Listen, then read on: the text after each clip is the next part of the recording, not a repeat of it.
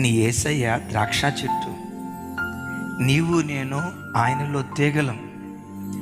చెట్టులో కొమ్మ ఉంటే ఆ కొమ్మ బ్రతకటానికి కావలసిన ప్రతిదీ చెట్టు సరఫరా చేస్తుంది.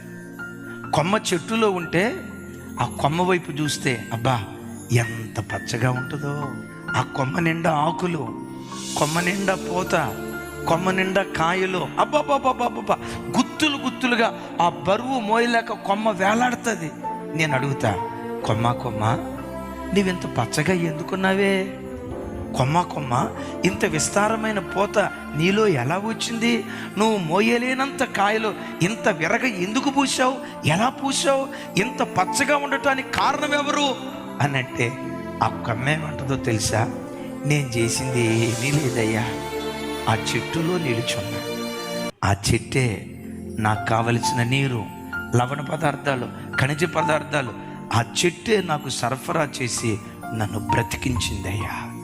ఆ చెట్టు ఎవరో తెలుసా? నీ ఆరాధ్య దైవం ప్రభు అయిన యేసుక్రీస్తు వారు. ఆయనలో నీవు నిలుచుంటే నిన్ను విడిచిపెట్టి నేను వెళ్ళలేనయ్యా. చావైనా బ్రతుకైనా నీతోనేనయ్యా.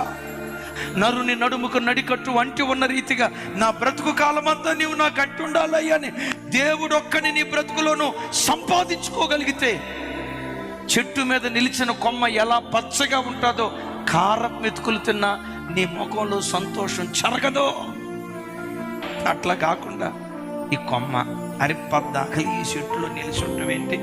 నాకు కూడా కొంచెం స్వేచ్ఛ కావాలి కదా, నాకు కూడా కాస్త ఫ్రీనెస్ కావాలి, పద్దాకలు దీన్ని పట్టుకొని ఉండటం ఏంటి?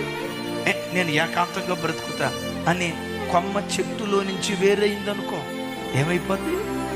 కొమ్మ ఎండిపోద్ది, ఆకులన్నీ రాలిపోతాయి, పచ్చదనాన్ని కోల్పోతుంది, పోతంతా రాలిపోద్ది, కాయలన్నీ రాలిపోతాయి.